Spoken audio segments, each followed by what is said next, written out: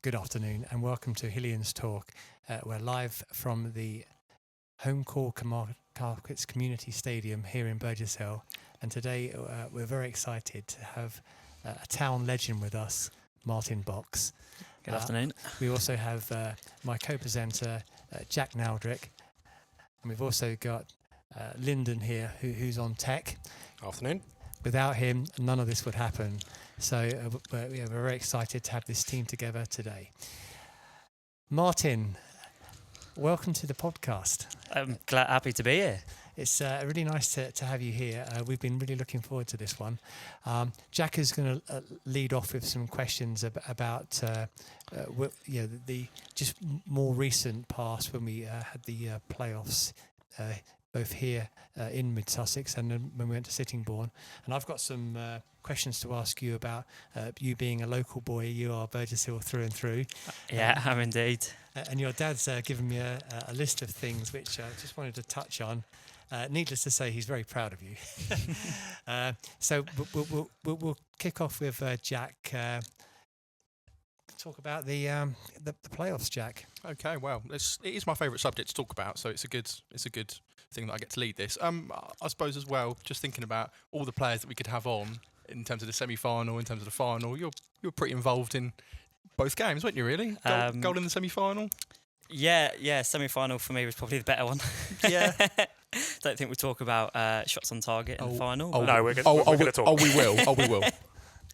How long did that take? 30 seconds to get in?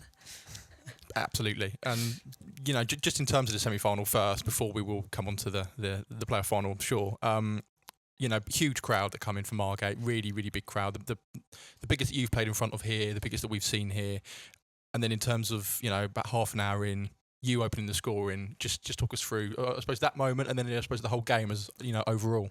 I mean the game for me in the moment, it was sort of a bit of a blink your eyes moment, and it's gone. I think the build up around the whole event as such was superb. The things the club done on the day and leading up to the game to make sure the place was prepared for it was superb, and all the work the volunteers done to make sure everything worked as it should have. It was absolutely perfect. So just to start with that, set us up nicely then to go on the pitch and sort of deliver what we did. Regarding the goal, don't even I can really remember it, to be honest. I think I just hit the ball when I struck it. I knew I'd hit it quite nicely, and then went past. Well, I think it hit the defender and then hit the back of the net, and that was that. And then I didn't know what to do. But no, it was delightful to score, and I'm just glad the night was as good as it was. Yeah, and fair to say, probably the favourite goal you've scored in your short career so far. Yeah, 100%. It's definitely the biggest goal I've scored as well. Yeah, good. And then, obviously, coming into that, obviously Margate, a huge club in this league, obviously come down recently from the Premier.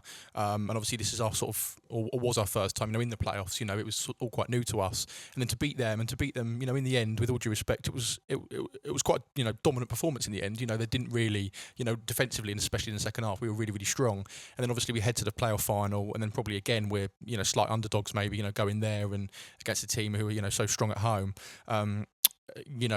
We've spoken about it on previous podcasts, but the performance, in the 90 minutes, then in extra time, was, deserving of Burgess Hill winning that final. Is that sort of how you felt as well, actually being on the pitch and playing in it? Yeah, definitely. And I think Gary mentioned it when he was on previously about the first 45 minutes of that final. We certainly weren't ourselves, and you could feel that on the pitch. It was like, what is going on?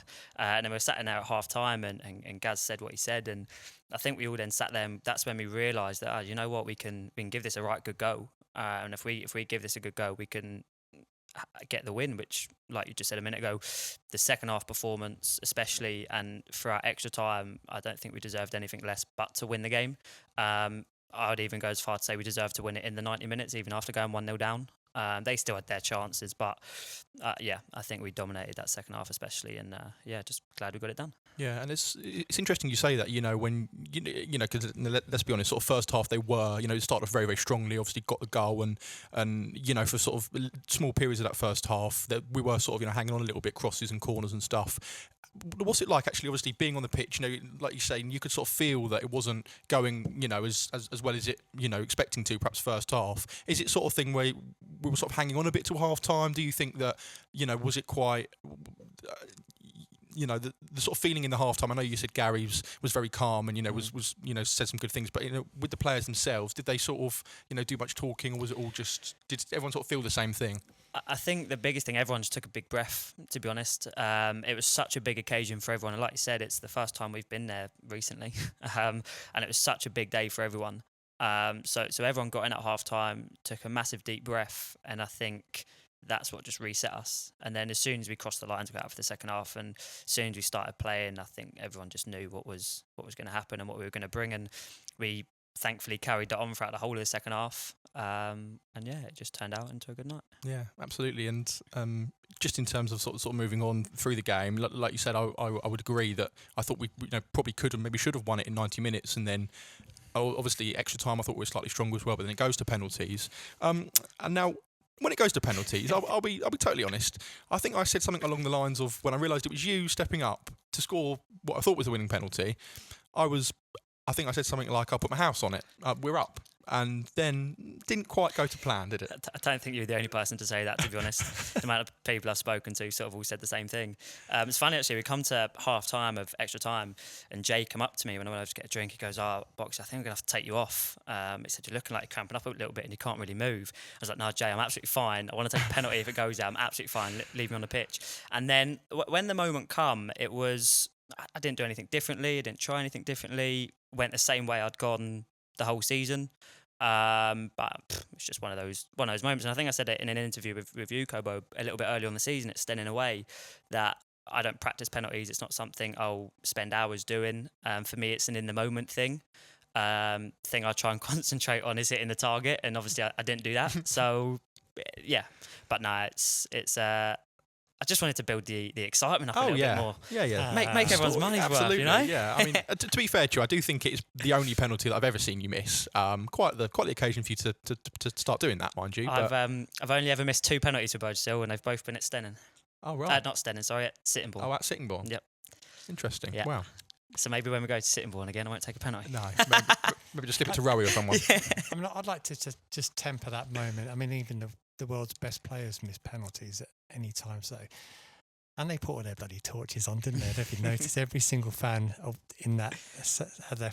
Anyway, even the best players in the world miss penalties. So there's no, and you certainly made up for that for some of the goals that you scored during the season. And I just wanted to point out, bring to your attention a match that Jack and I have discussed on many occasions. Erith away. Now we've often said that was probably, when you look back, that was a team and a fan and in perfect harmony that night. It was a proper Tuesday night away, wasn't it? There weren't many of us there, and you scored the winner. Yeah, no, it was a good night actually, and I think it's probably one of the biggest 3 points all season. Like I said, it was a dark night. Wasn't a lot of people there in general, to be honest. No. Obviously, you guys that come along, the noise was great, and we still heard you. And also, I think that was, I was actually thinking about it earlier. I think that was the first goal since coming back from my injury, and that sort of for me was quite a big relief. And I think I released quite a lot of that once the ball went in the back of the net. You did. So yeah, for us then to go on and win the game was perfect. It was a huge night, and just talk us through that goal. I think it came out to you, and then you smashed it across the goalkeeper into the far corner. Yeah, that's right. I think I was waiting there for about 3 minutes for Popey to set the ball off. I think the ball come in from the right hand side, and then it turned into a bit of a scrap. I think I was just stood there waiting, and then as soon as it come to me, I just put my foot through it and it went in. Yeah. We were happy, weren't we, Jack? We were very happy because about 5 minutes before that, you got absolutely wiped out with what was a horrific tackle, and then it was just a great moment that about 5 minutes later you managed to bounce back up. Yeah, I think that was also the thing. Again, I was just thinking about it then. Actually, the tackle probably wasn't one of the nicest ones. No, absolutely but that not. one and the one against Eastbourne here is probably the 2 worst tackles I've ever been involved in. But yeah, it's to then go and score is really good. Yeah, I mean, getting back to the actual Sittingbourne night, I think you led the chase back to the fans. I think that was you're the quickest. Do you know what? I think that's probably the quickest I've ran all season. If we got those stats from the GPS Fest, it's probably the quickest I've ran all season. But again, I think that's more of a relief thing. And being a local lad, I know how much it means to a lot of people around here to get to get the club promoted, and I had lots of family and lots of friends there, so I ran straight to them. Bless them, they travelled all over the place to come and support this year. So also to be able to do it to them and for them, it was quite a nice thing. Yeah. I mean, it was a very nice thing for us fans to see you do it as well. I mean, it came and bedlam ensued, didn't it, for the next 20, 30 minutes? Out on that pitch. It was crazy, and it's their moments we'll never forget as a player, and the club will never forget. And yeah, it's a great evening.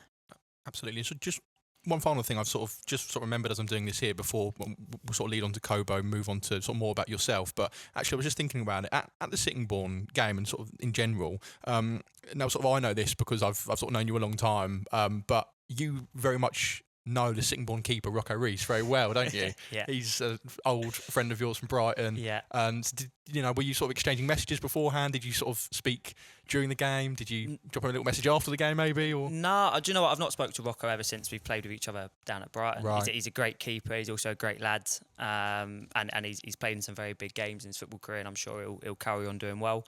So I did sort of have that in the back of my mind when I was going up to take the pen as well. But no, I've not spoken to him. I've not spoken to him after. But yeah, no, he's a good lad. fair enough. Martyn, we'd like to take you back a few years. You're still a very, very young man compared with most of us probably listening to this particular podcast. Born 2001, is that right? Yeah, that's correct. So you very much a Burgess Hill born and bred. You've played cricket for Burgess Hill Cricket Club. You've played golf around here. Is it safe to say, I mean, I'm just reading some words that your dad sent to me, that he used to take you to sporting events before you could even walk? Yeah, no, that's true. Sport's always been running through my family. So yeah, I was up and about before I could walk to go and watch and be involved in sports. Yeah, he says that you and Ryan played golf from quite an early age. I mean, I think Ryan probably took it a little bit more seriously than you did, and he got down to single figures. I mean, how are you and him on the golf course? Competitive, everything that we do. Right. But no, golf definitely is. Yeah, you'd put your money on him to win golf. Well, I'm glad you said that, because he says he probably is the better golfer. Yeah, I'd give that one to him. Yeah. And then when you come to cricket, he said the same. He said he thought he was the better cricketer, but he did actually remind me of a game that you played.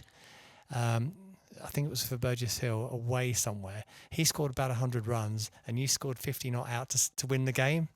Do you remember that one? That could have happened. Okay. Yeah, I don't remember Right. if it did, but if Dad's saying it did, then No, then, actually, must have Brian said that. happened. Oh, that could have been. Yeah, no, I might vaguely remember, but I mean, he says it was a good day for you guys. yeah, I'm sure it was. And then growing up, you had a very early opportunity at Brighton, didn't you? How did that all come about and work? Yeah, so it was pretty strange for me, actually. So I spent my whole grassroots football at Brighton. I'd done when I must have been under sevens. I was training with Ryan at Mile Place with his team, and they're 4 or 5 years above. So I was training. I was running around with them, kicking footballs, and then Got a nice photo here of Oh wow! Martyn in a we Mile don't Place kit. I we think don't that want to is. look at that one again. He's in blue and yellow, people. There are a few photos that accompany this podcast. For those listening, if you look at the YouTube version of this podcast, we will put the photos in there. Oh. Just to embarrass Martyn a little bit further. Oh, Truly Burgess Hill through and through. don't want to see that. There's a young lad kicking a football. He must be about 4 or 5 years old. Yeah, so 4 years old in this photo. God. There you go. So yeah, I started down my place, and then one of my friends' dads set up a team called Seagulls. Went and trained with them. I think I played for them under 8s, and then we were at a football tournament down in, I want to say, Hurstbeck Point. Right. And then I got invited along to, I think what it was called, the Centre of Excellence at the time. It was the trial game up at Northampton. And then yeah, for me, my journey at Brighton all kicked off from there. So yeah. So what was it like being a real youngster in that academy environment at Brighton? Yeah, I mean, for me, because I didn't really know anything else. So for me, it was sort of the norm. I was just a young lad going in, playing football and doing what I loved doing. I didn't matter where I'd done it. I think the main thing for me is that I was just playing football. But it was a great environment to be around. Training and stuff was superb. But yeah, like I said, it's just for me, it was all about just playing. Okay, and then you went to Barnet. They took you on as a professional, and you got loaned out to a couple of clubs as well during that period. Was that a good period for you? Yeah, I love my time at Barnet. It's something I'll always remember. I loved it. It was tough. It was very, very tough. But yeah, going out on loan was a good experience, especially because I was so young. I think I was 16 or 17 when I won my first loan spell. Who was that for? The first team was Berkhamsted. Berkhamsted, yeah. Which was a bit of a trek, driving 2.5 hours for a home game. Some away games were closer, I think. But that was a great experience for me, and that was my first taste of men's football. And I had a great time there, and absolutely loved it. And I think they got promoted this year as well. So I think they won their playoff final. So I've been keeping an eye on them. Good. But that's where I went first. Then I went back to Barnet for a little bit. And I think the next one was Lewis. Then went down to Lewis. Absolutely, really, really enjoyed it at Lewis. It was a great club. It was great people.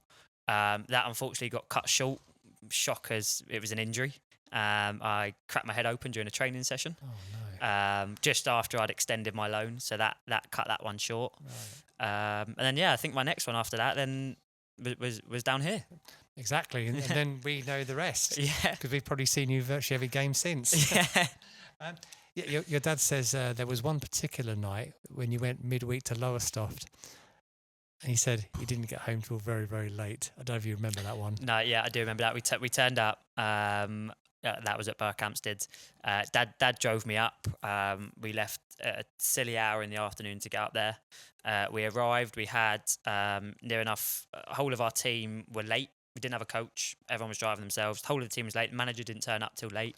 Half of us were warming up while everyone else was still turning up. I can't remember the score of the game. No. I can't remember how the game turned out. But yeah, we then did not get back until very, very early in the morning. Wow, that's probably giving you a good grounding, that one, for midweek games in the Premier League. Yeah, as indeed. I wanted to sort of like talk about you as a Burgess Hill boy.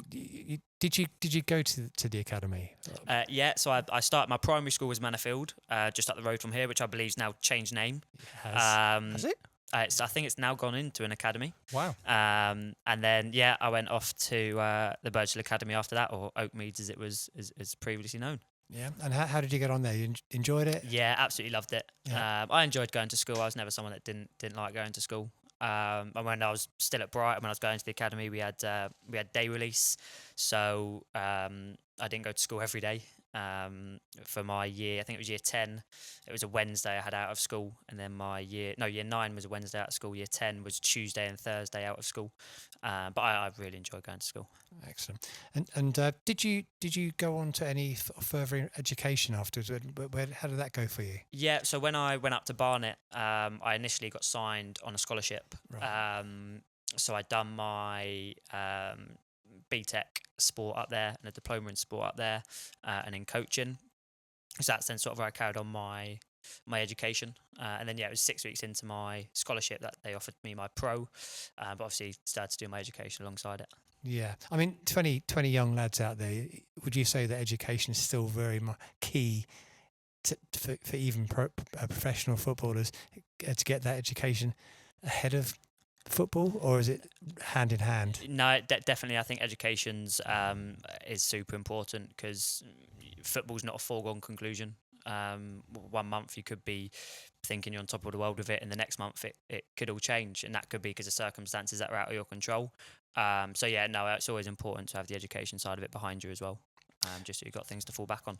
That's very good advice. So we've obviously got a whole new load of young fans coming through the door here at Burgess Hill Town. We've seen that grow and grow and grow.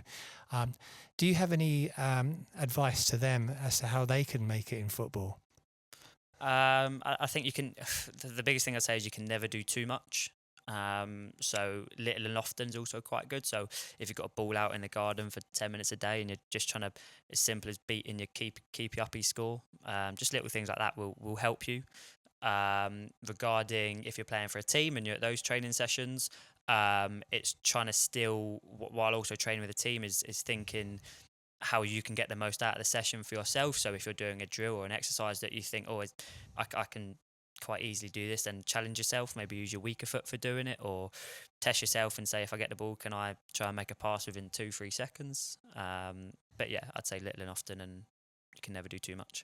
So for you, it's always about improving rather than standing still. 100%, and I think that's the same in any walk of life, whether you're a footballer or whether you're doing a 9 to 5 job. I think it's always thinking, what can you do to make yourself better at what you're doing. I think Jay Lovett is very, very keen. I'm sure both of them are, but Jay's very keen on the training sessions and getting his team as fit as possible.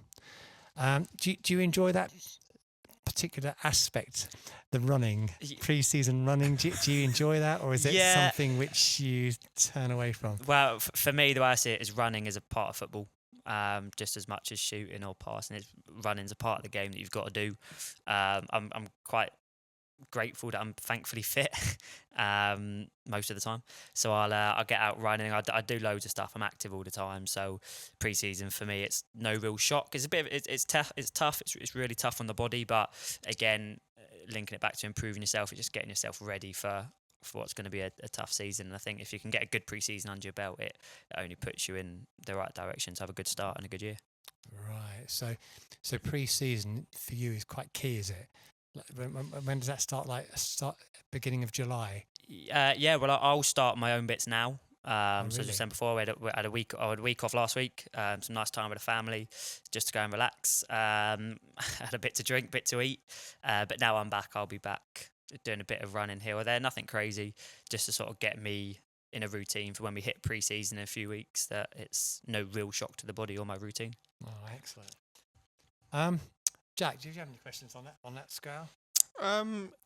Not so much the sort of pre-season aspect. I think you've covered that really, really well there. There was sort of one subject that I did want to sort of touch on, just thinking about sort of Martyn's career here sort of so far. Now, probably when you think about players who have been at the club for quite a few years now, the names spring to mind are you and Rowie, Reggie as well. You've sort of those three, and probably some more in particular, but especially those three, you've seen us, not be very, very good. You've seen us, survive on the last day. You've seen some odd managerial changes in the club and some swift departures as well. But what, in terms of this season, obviously what a successful season. It was, a tremendous season.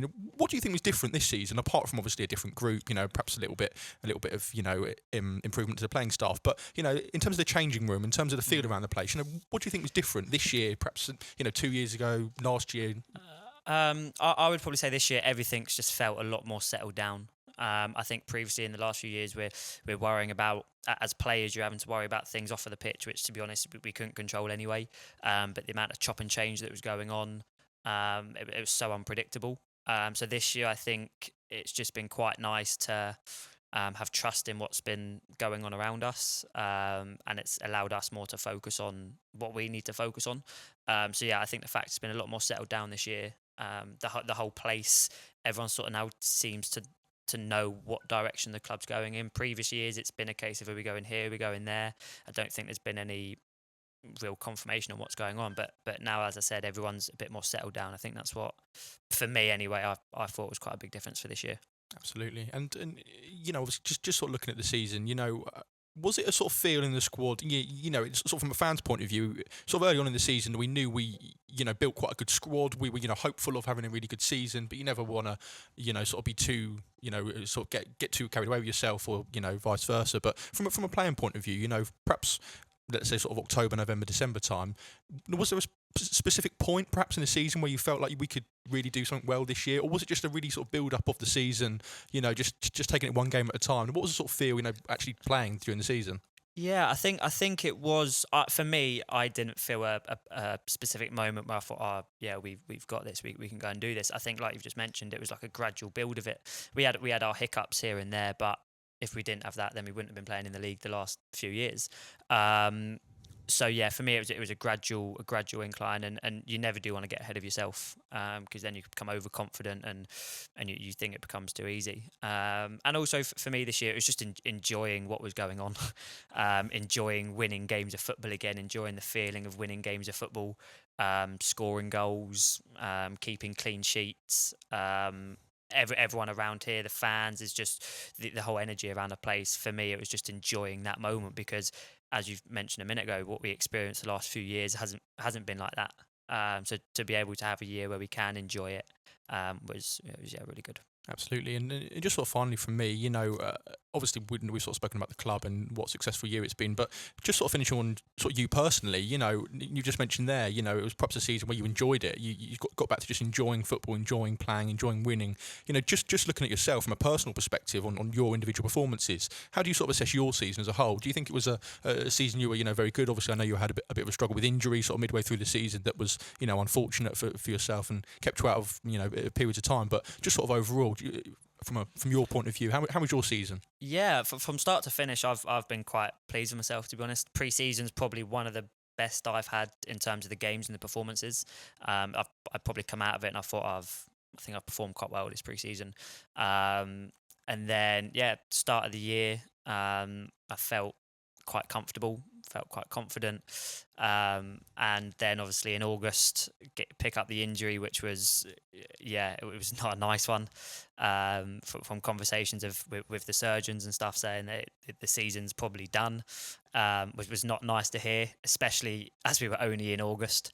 That hit me quite a lot, but then thanks to the support from everybody, I managed to get myself sorted, get myself fixed, and then beat all the odds to be able to. I think I was training again in the beginning of December, which from where we started to then doing that, I was over the moon with. And then when I come back, it was just trying to get myself back in and up with the team, because they were doing superbly, and I even thought, I might have to go out on loan here to actually try and get some minutes. I don't think I'm going to play, but then the trust in that Gary gave me. It was absolutely superb. Not sure I'll thank them for starting me against Brighton as my first start back in Sussex Senior Cup. That was a nice surprise. Going to have 70 minutes chasing them around. But no, and as soon as I come back and blew the cobwebs away, I thought I was off and away. And I've been looking back on it now, and I took a bit of time to reflect on it. I'd be pleased with how I done this year when I played. Absolutely. Well, I think the fans will sort of echo that. Yes, definitely. Yeah, Martyn, I would like to sort of focus on the future. You're still a very, very young man.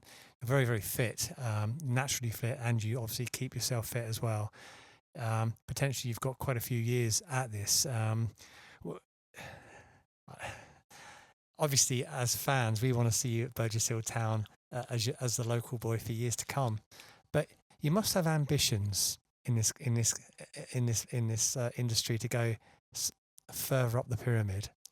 What would you like to do? Yeah, definitely. I mean, there's nothing exactly I'd like to go and do. I think it's more just if an opportunity pops up, see if it's the right sort of opportunity to go and explore other ventures.